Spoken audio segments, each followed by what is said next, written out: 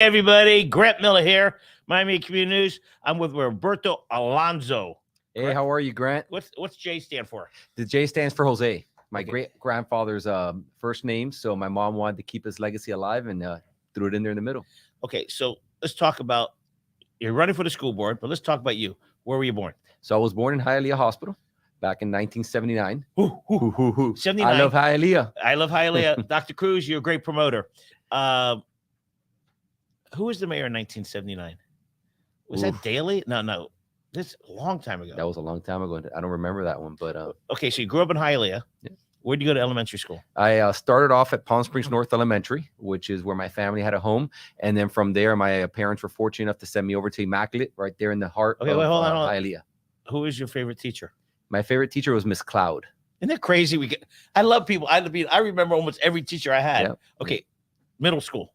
Oh, you went to two elementaries. Yeah. So Palm Springs North, and then my middle school was at Immaculate in Hialeah. Middle school favorite teacher. My middle school favorite teacher would be Miss Salazar. What'd she teach? She taught all the grade, pretty much everything in the grade. The real important thing about her was that she had a belief in me. She was actually a family friend, and my parents were worried that she was going to be my teacher, and I was going to take advantage of that opportunity that she was a friend. And she was probably the person who led me the most in my educational experience and really focusing in on what it was that I had to do in order to be successful in life. High school. Favorite high school teacher? Whoa, that's going to be a tough one. We had a lot of great ones two there. of them. Name two of them. Miss Jones and Miss Garcia. You played baseball or football? I played baseball up until my freshman year, and then I switched over to football. Where did you play baseball? A little highly. In baseball, Miami-Dade Optimists. Okay. Football. Who's Little League football? You play Little League football? I played Little League at Palm Springs North. But then went off to play baseball at Miami-Dade Optimists, and then came back to football once I went into high school. Favorite Little League football coach or baseball coach? You thought we were going to talk politics. Yeah, I thought we did. We want to know who you are. You're testing me here. I would say Carlos. Carlos Guzman was my favorite baseball coach. No. Carlos from the Flyer? No. Oh. Carlos, the banker. He's a banker. Oh. Yeah. Carlos, a big banker, if I'm correct. Yeah. Okay, so you go to Pace. Mm-hmm. You play as a ninth grader on JV, varsity. What did you have? So I came in playing baseball. Me and my best friend were great baseball players. I was a catcher. He was a pitcher. And our baseball coach, our JV baseball coach, Coach Troisi, looked at us and said, "You guys are big boys. You guys need to go out and play some football." How big were you then? I was about 220 pounds, 6'1". Oh, wait, how tall are you? How much you weigh now? Right now, I'm probably about the same. So I probably stay consistent. Wow. Yeah. So Coach Troisi said, "You guys want to come out and have some fun? You put on some helmets, some pads, and push people around the field and have a great time." So we went out there and, we switched over from baseball and became football players at Pace. What position did you play in Pace? I was an O-lineman. Were you big? Because Pace has some big linemen. Didn't they have like the number one lineman this year in the country? We did. Yeah, we've had some. No, really not great we. guys. You still think? I'm still a Spartan in heart. Okay, gotcha. Okay, so where's he going, the big lineman? Not sure. Okay, so you played O-line as a ninth grader or as a 10th grader you played? As a 9th, 10th, 11th, and 12th grader. You started? I started in JV, and then I went over to varsity. Okay, and who was the varsity coach? The varsity coach is Coach Zacchio. Is he still around? He's still around. He's retired. I see him now on Facebook and social media playing golf. So I'm glad that he's able to take it easy now. Okay, so you played 4 years of football. Who was your buddies on the team? My buddies on the team, I had Ray Esperone, who was my brother throughout all those years. We had Joel Rivero, who went off to go play for University of Miami as a lineman. He actually won the national championship with them as their center. Wait. So you played you played with a guy who played on the national championship Yes, team? Sir. Wow. Did you go one-on-one with him? We did. And that's probably why my back is all messed up now. Did you ever knock him down hard? I don't know. I won't throw him under the bus right now. But we had some good pancakes. Okay. Best win as a football player? Best win, I'll have to say it was when we went over to Belle Glades. We played Belle Glades High School, and Belle Glades is a great football program. Oh yeah, what a program! And I remember just one of those. It was one of those Friday nights. The lights was were it on a little you. misty down there? Yeah, misty. The gates were being shook by the fans outside that didn't pay tickets to go inside, but were lined up in their cars with the train horns. It was a pretty impressive night. The worst loss. Worst loss. would have to be our loss. And I'll have to admit, I don't remember the team, but it was one night. It was we had just won district championships, and we were moving on, and we were playing a Dade Christian. And I remember a coach telling us that night, leave it all on the field because you're not going to have a second chance. And I want to say that I have to admit it. I probably could have given it a little bit more, and the rest of the team. So we were really upset that night that we lost. Wow. Okay. Did you go on to play college football? I did not. I did not. Do you regret it? I regret not going away, but I don't regret the experiences that I was able to have by staying here in South Florida. Where did you go to college? Miami-Dade Community College, North Campus, as well as the Hialeah campus. So I started off there, spent 2 years at the college, got my associate's degree, and then from there went over to FIU and got my bachelor's degree. In what? In management information systems, which focused in on computers and the management world of it. Any more education after that? After that, I mean, I've got my general contractor's license. I am a realtor as well as a real estate broker. So did some education on there. Okay, so you finished college, then what did you do? So I finished college, and while I was in college, I was actually working full time. So I worked for a company called Plasco that was here local, and they gave me an opportunity. So I was one of those, full-time employees working and then going to school at night. So while working with them, I actually switched majors from construction major over into technology, which is why I went into MIS, Management Information Systems. And we went off to develop software solutions. I stayed with the same company for 22 years, and we developed several solutions. One of them called Hero K-12, which is a software program used across schools throughout the United States. Okay, so after you sell real estate too. So just 4 years ago, I left the IT business, as I was telling you a little earlier when we were walking in. Right. Just got tired of traveling all over the country. Really wanted to spend more time with my family, get a little more involved in the community here in South Florida. So I left the IT business and joined the real estate business, which is what my dad did for a living his entire life. So I joined some of his past partners and got my real estate license. Family members, name them in Miami. How many are there? Oof. I don't need just one or two. You want us to talk about all the Cuban cousins that we have? No. Mom, dad, are they alive? How old are they? So I unfortunately lost my dad, Roberto Alonso, to cancer. But I do have my lovely mom, who is just the best, Idani Alonso, and then my two sisters, who are both school teachers in Miami-Dade County Public Schools. Where one is at Bob Graham Elementary in Miami Lakes, right? And the other one is at Miami Lakes K through 8. Do they live in Miami Lakes? They used to live in Miami Lakes. They actually live in Miramar now, both of them. Okay. My mom does still reside in the home in Miami Lakes that we were raised in as kids. Okay, next family members. Cousins. How many cousins? Cousins. Okay, well, Christmas. Yeah. Christmas Eve. How many people come to one location, your family members? So we're pretty tight knit. I mean, it's my sisters and my mom and myself. My grandmother used to come with her uncle, but unfortunately I lost my grandmother 2 months ago. And how old was she? She was 97 years old. You're not losing her. She beautiful life. God. Yeah. And her brother, who was also with her all her life, we just lost him 2 weeks ago, 99 years old. So beautiful life. We'll be lucky to be around that long. Oh, yeah. Okay, so two sisters are teachers. Mm-hmm. How did they become teachers, and what happened? Why weren't you a teacher? So are they older or younger? One older and one younger. So I'm the middle guy. So education was always something very important to our families.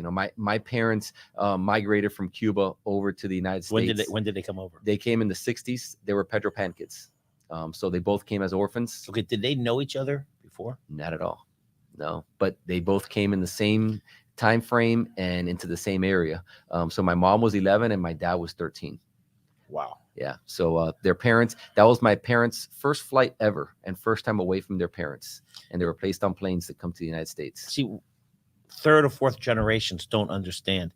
Like my family came over in the early 1800s from Russia and Germany. So we don't understand the pain that your family still understands about communism. We all left, our family all left some country because of dictatorship, communism, but I don't feel it. Right. It's like Ukraine. My family's from Ukraine, but we're so far out. I don't understand it. But Cubans who came over, Nicaraguans or Venezuelans from dictatorship, unless you're in that first or second generation, you just don't feel it. So the 60s were tough years in Miami. Oh, yeah. When your parents come in, it's not like before. They weren't welcomed. in No, Miami. and my father always shared the stories with me of, how difficult it was getting here. After sundown, you wouldn't go out and walk in the streets because people didn't want you around here. And then you hear the stories of them taking the bus over to the Freedom Tower and picking up the block of cheese and the can of peanut butter that they would receive. And that's really all they had. And they had to make means with that. So they definitely don't like Spam anymore. They don't like peanut butter, and they don't like any of the other fruits that they received while they were there. Right. Okay. So you're a realtor. Now you, as a volunteer, you're on the trustee board of Miami-Dade. Correct. I'm a That's board a of trustees. huge position. It's a huge position. It's truly an honor to be there. As an MDC product, that college does so much for our community. So when I had the opportunity to be appointed there by Governor DeSantis, it was an honor to be there. It was a very critical time. We were at the point where we were selecting a new president for the college that was going to lead it for the future. Huge, because my brother and I both went to Miami-Dade. I graduated 76-ish because I just took every class, every semester, every summer. My brother a couple years before, so we're big lovers of Miami-Dade. So when you were on this committee, the board, you decided on who's going to replace him, and at the same time, weren't you trying to get a new chairman? You went through a chairmanship too at the same time. We did also. Yeah, there was a new chairmanship. I mean, it for wasn't the board. It was just time, but it was interesting. Right. Yeah, it was interesting times. A lot of new personalities coming onto the board. It was going through a change and transition in time. We had an interim president who was Rolando, who did an incredible job. Unbelievable, and he's a great guy. Yes, I saw him a month ago. By the way, every Miami-Dade, I call him branch president, has been here. So you're sitting in the same seat that the Dade North, Wolfson, Medical, Inter-American, Kendall, Homestead, all has come in and talked about how important Miami-Dade is. To me, we talk about all the colleges, but Miami-Dade is the heart and soul of the working people of Miami-Dade. And it's getting better every day. Yeah, we're probably serving over 120,000 students that are from within this community. 70% of them are Hispanics that have migrated into this country, first generation, college graduates. So it's amazing what we're doing at the college, and I'm proud to be a part of that. What's the number one college in Dade County produces more nurses? Miami-Dade College. I mean, most people don't realize that. So it's exciting. So what's your assignment? Is like the board. What do you guys decide on the trustee board of Miami-Dade College? So as the board, we oversee the college, the budget. What is the budget? The priorities? What is the budget? The current budget right now, if I tell you the truth, I would probably be lying right now. We haven't gone through the budget session yet. Is this your first round on the board? This is my second year. We've had a lot of changes. I mean, I came in during COVID. So the fundings have been quite different than what they would typically be in other years. Obviously, we have the CARES funds, we have federal grants that have come in. The state has helped us. So there's been a lot that has been going into the system in order to really help our students and provide them with the resources they need to survive during this pandemic. Okay, so that's your volunteer time. Where else do you got children? I have two boys. And how old are they? So I have Robbie, who is 14, and Oliver, who's 11. And do they play any extra activities? Yeah, so Robbie's a big lacrosse player now. That's the greatest sport. Which, yeah. It's better than baseball. It's better than football. It's like in between. But I'll tell you, in a Cuban family, it's hard to figure out what lacrosse is. So when we tell people he plays lacrosse, they're like, ¿Cómo? What's that? ¿Dónde está? No. Okay, where does he play? He plays at Belen Jesuit. Wow, he got good lacrosse there. Oh, excellent lacrosse team. Okay, he's in 8th grade or 9th grade? He is in 8th grade going into 9th. There's that great rivalry between Columbus and Belen, but the rivalry's changed now. It used to be about sports. Now it's who graduates the smarter kids. The Belen has great history. Columbus just celebrated their 60th. Belen, when my old days, Belen used to be on 8th Street, not west, downtown. Right. Kind of where Brickell Motors is. Yeah. Okay. Yeah, Belen's real special to us. My wife's family went to Belen in Cuba. And they followed the Jesuit role model of men for others. So it was something that we really wanted to instill in my son, to make sure that we were creating a complete human that was going to go out into this world and truly be a man for others.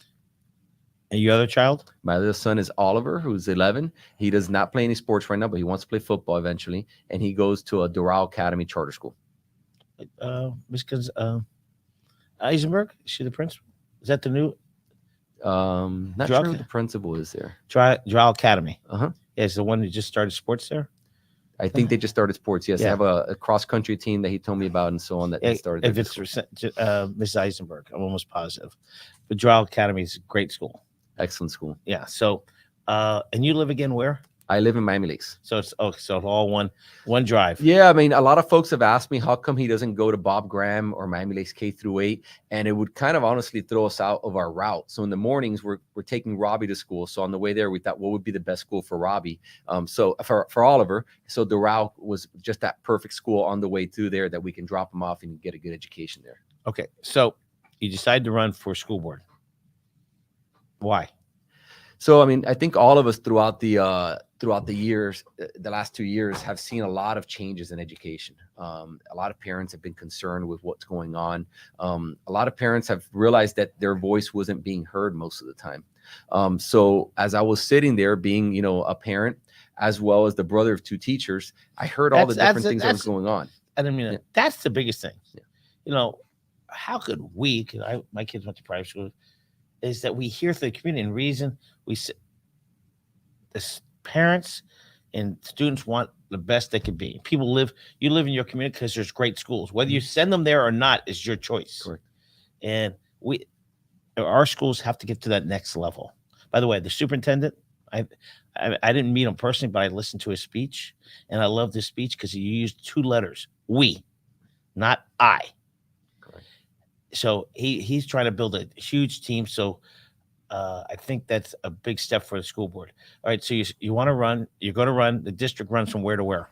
District runs from the northwest Dade border with Broward County. Right. So you're looking at I-75 and the turnpike out there all the way south to Okeechobee. So it encompasses Miami Lakes, unincorporated Dade, Hialeah Gardens, Medley? and Hialeah. Not Medley. Medley's on the south end. Yeah. People don't know there's a town Medley. Yeah, Medley. What's the population? 500, including dogs and cats. Haven't been keeping track, but yeah, it's a pretty small town. Yeah. But they do some major things there from an industrial standpoint. They do a lot of great things. Oh, it's huge. That's It's the huge. heartbeat of a lot of our industries here in South Florida. So what's the 5 things that when you get elected? Mhm. What are the 5 things you're going to do? Well, the number one thing that I'm going to do is always provide the board with the voice of the parents from District 4. I think that's important that we always are bringing their voices. The second thing that I want to work on that's always very important to me is our teachers, focusing on our teachers and their pay, what it is that they're being paid, and that they're being treated adequately within the system. Number 3 will be incorporating more technology. I think, what we've seen in the last 2 years is that technology is going to play a critical role in the future of our children and how it is that they're going to be able to develop their educational experience. So with my 20 years of experience in the technology world of education, I think I could bring a lot to the board on that. 4th thing, safety. Safety is always a priority. We got to keep our kids safe. And we got to make sure that, they're provided with an environment in which they can go to school and feel safe in, and that parents can feel safe in dropping them off. You're absolutely correct. Kids don't know what safe is. Parents do. So parents have to feel secure that they're dropping their child off and they're going to be safe there and when they come home. Mhm. Kids don't know what safe is. So teachers, big issue. Are they underpaid? 100%. 100% they're underpaid, especially in South Florida. We have to see what the cost of living here has just gone astronomical. And when we look at the pay that the teachers are receiving, we have to find ways to be able to help them and to fill that gap. If we want to continue to be competitive in the market, to get the good quality teachers to want to come into our public school system, we got to pay them adequate pay that they're going to be able to afford where they live. State pays, whatever it is, doesn't matter, because if you live in Miami and South Florida, 20% more cost of living. Correct. Housing up. So it's important. There's an old motto. Teachers are building the future leaders. And if we don't have good teachers, we're not going to have future leaders. Right. And so that's the most important thing, to get the right teachers. Speak about teachers. Your football coach, my philosophy is different. Your football coach or baseball coach, they weren't coaches. They were teachers, because you learn more. And it doesn't have to be baseball, football. It could be band. It could be cheerleading, anything that's a team sport, bowling, anything. Those coaches really are teachers, because they're teaching about life. correct? That's correct. I mean, probably some of the biggest life lessons that I've ever had came from my coaches. And I think you said the key word, the most important thing is team, being united, working together. There's no I in team. Right. And that's always been my focus, and that's going to be my focus in everything that we do. As a candidate and as a future board member, I need the community to be with me. I need the teachers to work with me. I need, the kids to show up to school. I need the parents to give me their voice. Without all those pieces, we won't be successful. So Joe Teckerman, this is way before he died, became the principal of Southridge when he opened. He dressed up in red and black. And he built a team, not the sports team, the school as a team. And some of these principals in Dade County are just incredible. They do a great job. We do, and luckily I've had the experience of working with a lot of the principals in Dade County already from the private side when I was providing the softwares to the schools. So we had a positive behavior reinforcement software that would focus on the positive things that kids were doing in schools. So we worked with the entire ETO system, which What's is ETO? ETO stands for Educational Transformation Office. So I don't know if you recall, probably do, when Miami-Dade County was going through some issues in which some of our schools were underperforming for multiple years, and the state was trying to shut them down. And the reason they were shutting them down was because they felt that you couldn't fix the problems that were happening within there. So we came in with, back then was Dr. Nikolai Vidi, who was the assistant superintendent that was overseeing these transformational schools that they were trying to transform into now better schools. And we went in there, we were part of the plan. It was called Hero K-12, and we provided them with a solution that teachers could use and administrators could use to recognize the good in the students rather than just always focusing on the bad. So to your point on team, you want to create that team environment. You want to tell that kid, hey, great job today, on what you did. But if we're always focusing on the negative, you lose a lot of that momentum in trying to do the right things. So we tried to create that team environment, that positive environment within schools with the system that we provided. The SATs, they're going to stop them, correct? Not the SAT. The FCAT. FCAT. Yep. Both my sister-in-laws are teachers. They spend almost a year learning how to do a test, not learning about life and learning about subjects. They're only worrying about passing that test so the school would get better ranking.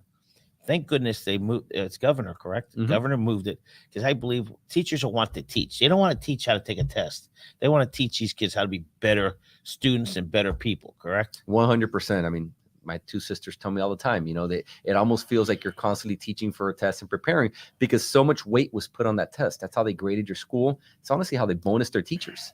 Teachers were bonus based on the grade that the school would get. So it was a critical part of it. So as we go now into the progress monitoring testing, which is focused more on the progress of that child rather than a specific test that they're testing for, I think we're going to see some great changes, some great strides. I know the state's still working on that. That'll be something that is passed down to us from the state, but it is a great thing that the governor has done and put in place to give our teachers a little bit more freedom to be able to teach inside of their classrooms on the actual content, rather than teaching based on a test. Now, the new Commissioner of Agriculture is Manny Diaz. Of education. Commissioner of Education. Where did he go to school? Where did he grow up? So Manny Diaz grew up in Hialeah. He's born and raised in the city of Hialeah. Was an educator there. Was actually an assistant principal at Hialeah Miami Lakes for many years, and worked throughout the system as a teacher as well. So, you growing up in Hialeah, did you know him then? I did not. I am good friends with Manny now, but did not know him as a child. That will help your district for the Commissioner of Education, knowing the issues you have now. It will help. Oh, yes. There'll be a direct line to Tallahassee. And that's one of the things that I've shared with some of the members of, the teachers union, as well as other folks within the school district. One of the things that I want to do, which I've been able to do at the college level as well, is to bridge the level of communication. Make sure that our state officials truly understand what's going on in our district. We're the largest school district in the state, pretty much. We're at the top 5. And it's important in the country, in the country. Right. So it's important that they understand what's going on and that they know what the boots on the ground are seeing and taking that information back. So we are set to be in a very good position as a district in the next 4 years, having the Commissioner of Education coming directly from our school district. The city of Hialeah, that's your whole district, correct? Part of you is the city of progress. And people don't realize Hialeah was like the heart and soul. The number 1 Jewish deli, by the way, is Stevens. Mm-hmm. It was bought by Kush lately, a couple years ago. So it's exciting that you're running and that you have a direct line to the Commissioner of Education. Highly, how many people in your district? In your So there are 149,000 voters in my district. but how many citizens? Citizens, you got to be close to a little over 1 million. I mean, I don't have the exact count, but it's a large district. Right. And elections when? Elections August 23rd. Early voting's when? Early voting starts 2 weeks before that. So I want to say the week of August 6th, I think, around there. Andres, can you type his webpage in for me? What's your webpage? What page is www.roberto, ROBERTO, J, Alonso, ALONSO.com. Okay, you got that? He's going to work on it. Okay, now we're going to see. Now we know about your wife. My wife, beautiful wife, 17 years married to her. Wouldn't change her for anything. She's the queen of the house. Queen of the house. Okay, gotcha. Okay, now we're going to find out who you are. All right. You ready? You sure? I'm ready for you. Okay. Favorite hot dog store? Where do you eat hot dogs? Nathan's. Go. Where's the Nathan's in your district? Well, there's none here. Okay, I want to make it clear. Uh-huh. There's only one place to eat hot dogs in Miami. Okay. Arbetter's Bird Road. Okay. And you order a Grant Miller hot dog. Okay. Your favorite taco place? My favorite taco was La Maguayas. Where's that? In Palm Springs North. Okay. Favorite football team? High school, college, foot, and pro. So high school, so Pace, Spartans, right. Pace. College, University of Miami. And my favorite NFL team, just because I'm a diehard, the Dolphins, baby. Okay. Can't switch them for anybody. Your favorite sushi restaurant? My favorite sushi is Sushi Bomb in Miami Lakes. Okay, see, I like how you shop there. Okay, your favorite cowboy movie and your favorite cowboy? Ooh, The Lone Ranger. Okay. And my favorite cowboy. That's a tough one. All I right. don't know. Too many of them. Okay. Clint Eastwood. Of course. Yeah. Your favorite superhero? Superman. Okay, you ready for this one? This is a Oh, tough here one. we go. Your kids' birthdays, go. October 8th and March 11th. Your mother's. November 2nd. Your wife's. November 4th. Your mother-in-law. I got you on this one. Yeah, that's a tough one. All right. I don't Okay, we'll let that slide. Okay. Your favorite place to eat fish? Oh, La Minutera Where's that? in Hialeah. Why you love Thanksgiving? Go. Stuffing, but it's a special stuffing that my wife's uncle makes. Okay. Well, that's close enough. That's pretty good. Your favorite animal? My favorite animal, dog. You got a dog? Yes. Of What's course. the dog's name? Whiskey. Whiskey. Oh, interesting. Yeah. Favorite pizza place? Tony's place in Palm Springs North. Been going there since I was a baby. Tony's got a couple. No, that's No, Ray's. Ray's got a yeah. bunch of them. Tony's is the only one that's been there. Okay. As a kid, what was your favorite Christmas gift? So it was a actual police motorcycle, but it was stolen from the front of my house on Christmas Day. Yeah. I'll never forget that toy. Magic of the mix. Why will you be successful as a school board member? I'll be successful because I'm always going to be a parent. And being a parent is the most important thing that you need to have on that school board, because at the end of the day, the parents are the ones that should be deciding on the future of their children, not our government or an educational system. Wow. Strong. Well said. Robert J. Alonso, running for school board. Early voting. You want to get involved? There's his webpage. You want to close this out? Look at that camera. Close this out. Definitely. Well, Grant, I want to thank you so much for allowing me to be here today. It's truly an honor to be able to serve our community. It's really a gift that God has been able to give me by giving me the time to be able to give back. I think the most important thing in life is not what we can take with us, but what we can leave behind. And I hope to leave behind a legacy of somebody who cared about our kids, cared about the future of our educational system, especially our public educational system, which we need to protect for future generations to come. Everybody have a great day.